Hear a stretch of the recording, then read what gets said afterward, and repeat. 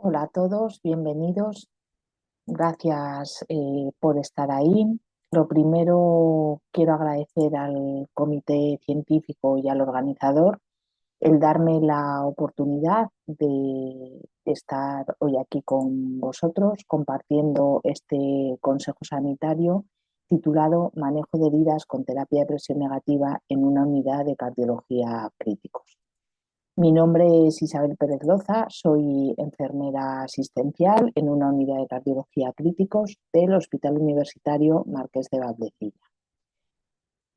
Bueno, este consejo sanitario surge de un protocolo que hemos desarrollado el año pasado para el tratamiento y cura de heridas complejas con el uso de la terapia de presión negativa. Como el protocolo es bastante extenso y solo disponemos de 10 minutos, intentaré ajustarme lo máximo posible y me voy a centrar en los tipos de terapia y el uso que hacemos de los mismos. Bueno, a modo introductorio, simplemente recordaros que la terapia de presión negativa fue desarrollada en 1993 en el tratamiento de fracturas expuestas de pacientes politraumatizados que al mismo tiempo en Estados Unidos se observaron que el estímulo de succión mecánica sobre el tejido de granulación mejoraba la microcirculación y por lo tanto la llegada de nutrientes y oxígeno al lecho de la herida, facilitando la eliminación del exudado y acelerando el proceso de cicatrización. La terapia de presión negativa se basa en el uso de presión subatmosférica, en el manejo de heridas potencialmente complejas, estimulando la aparición de tejido de granulación y controlando el exudado. Dicha presión sobre el lecho de la herida provoca un aumento de la mitosis y la angiogénesis, permitiendo la contracción de la herida y la aparición de tejido de granulación más rápidamente. Con lo cual, la terapia de presión negativa constituye un avance importante en la cura de heridas. Y hay múltiples estudios que han mostrado eficacia de esta terapia en el cierre de las heridas quirúrgicas, con un reciente metaanálisis de la Cochrane, el cual refleja que actualmente existe evidencia del beneficio de la terapia en la reducción de incidencia de infección de la herida quirúrgica.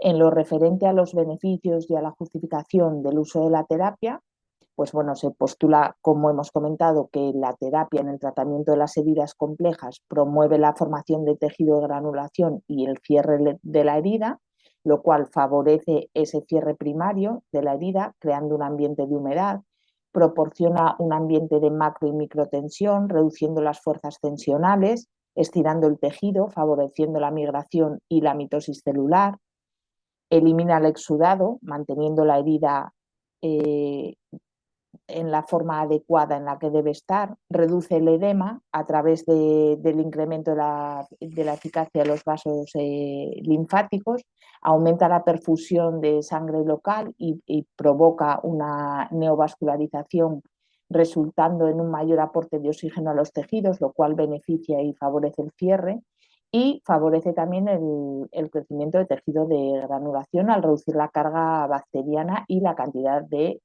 exudado. En cuanto a los tipos de terapia de presión negativa, bueno, en nuestro centro disponemos de dos tipos de dispositivos de terapia de presión negativa. Por un lado tenemos el apósito pico, que utilizamos tanto en heridas en esternotomías post-IQ como en heridas tras la reparación de los vasos femorales tras la retirada de soporte mecánico circulatorio. Y también utilizamos la terapia BAC. El apósito pico es un dispositivo portátil de un solo uso, de fácil manejo, que nos va a dar una presión limitada de 80. Mientras que la terapia de cierre asistido por BAC es un tratamiento que lo podemos poner de manera continua o discontinua y además nos va a permitir ajustar esa terapia entre 50 y 125.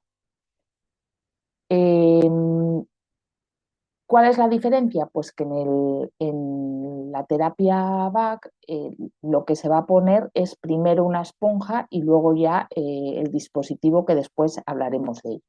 En cuanto a la herida quirúrgica, tras la reparación de los vasos femorales en la zona inguinal, bueno, es importante que conozcáis un poco, que recordéis que un soporte vital extracorpóreo es una terapia de gran complejidad técnica y asistencial, en la cual las complicaciones son frecuentes, desde sangrado, trombosis venosa profunda, sepsis, isquemia de las extremidades, daño al acceso vascular en la canulación, infecciones, etcétera.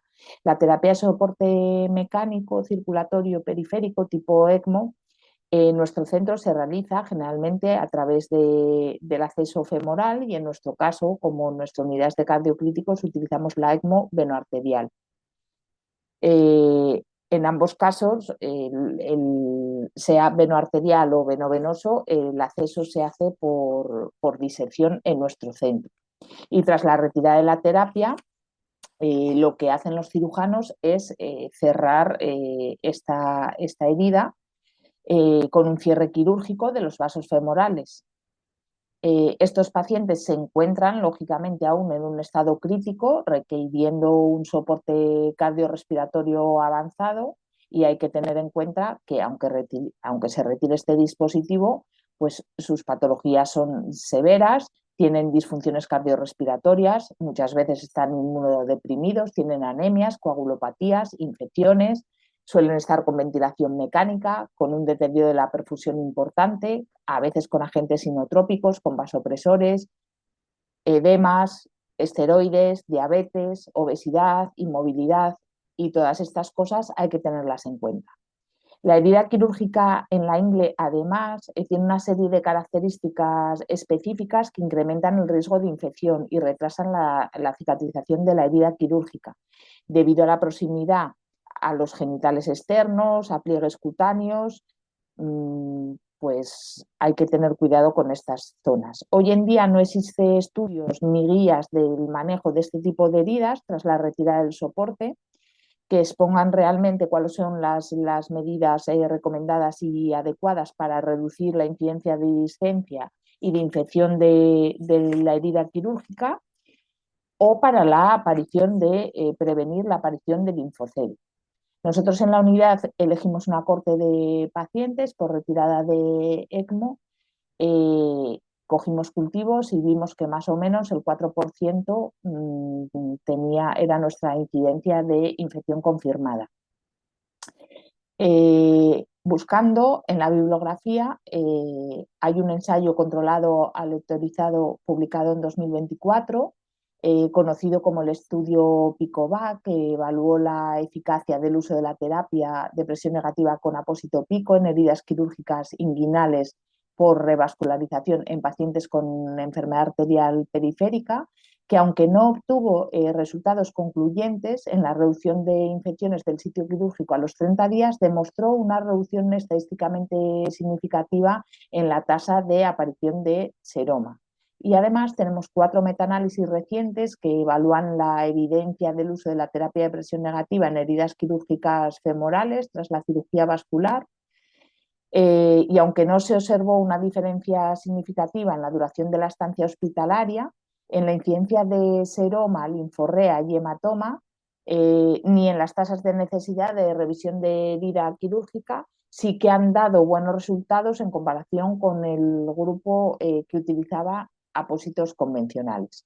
Con todo esto, nuestro objetivo general, ¿qué era? Pues estandarizar la normativa para la cura de las heridas quirúrgicas con este tipo de terapia para mejorar la seguridad del paciente, la calidad asistencial y el confort del paciente, con los objetivos específicos de describir el procedimiento en sí, adquirir las habilidades necesarias, favorecer el mantenimiento y el uso de los dispositivos.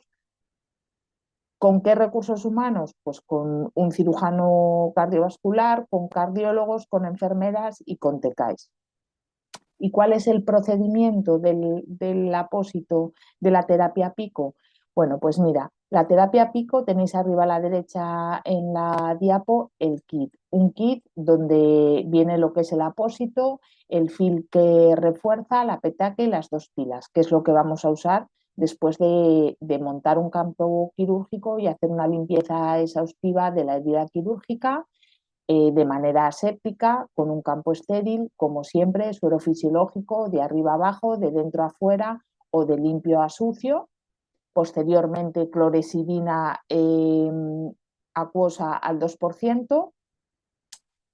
Nunca secaremos arrastrando, sino con toques para no erosionar ni hacer daño en la herida ni alrededor de la piel. Utilizaremos, si fuera necesario, un escubillón para coger muestra del exudado y echaremos alrededor de la herida quirúrgica una solución protectora no grasa alrededor del lecho quirúrgico para prevenir posibles lesiones asociadas al propio apósito en la piel perilesional. ¿Cómo desarrollamos el procedimiento? Bueno, pues una vez hecho todo esto, lo que nos queda es pegar el apósito, que lo haremos con muchísimo cuidado, siempre centrando la herida en el medio y lo que es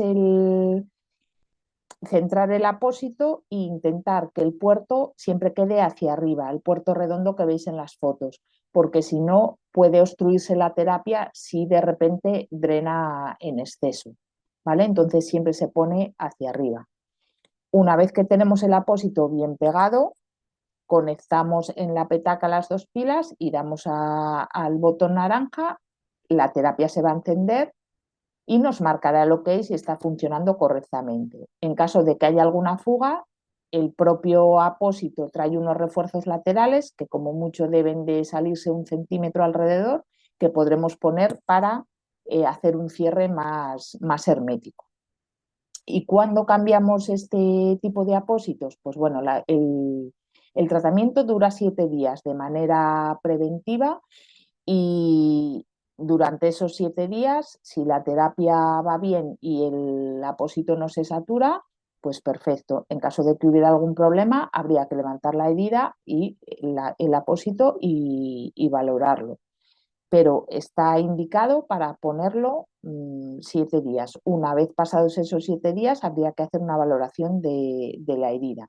¿Qué indicaciones y contraindicaciones tenemos? Bueno, pues en principio no hay ninguna contraindicación absoluta. Hay que tener cuidado si el paciente sangra o drena en exceso, ¿vale? ¿Y en qué tipo de pacientes vamos a poner estos apósitos? Pues ya lo hemos dicho, en el caso de las esternotomías, en pacientes sometidos a cirugía cardíaca o pontaje aortocoronario con mamarias, pacientes obesos, pacientes añosos, pacientes con mal control glucémico, pacientes reintervenidos de cirugía cardíaca, pacientes inmunodeprimidos, trasplantados cardíacos y en el caso de las heridas inguinales, en pacientes tras 24 horas de la retirada del soporte mecánico circulatorio, en pacientes portadores de terapia ECMO venoarterial por vía femoral. Como he dicho, no presenta ninguna contraindicación absoluta, pero tendremos que tener en cuenta la anticoagulación, la fragilidad de la piel perilesional, el sangrado activo, si es que lo hubiera, y en ese caso pues habría que valorarlo y seguramente no pondríamos el apósito.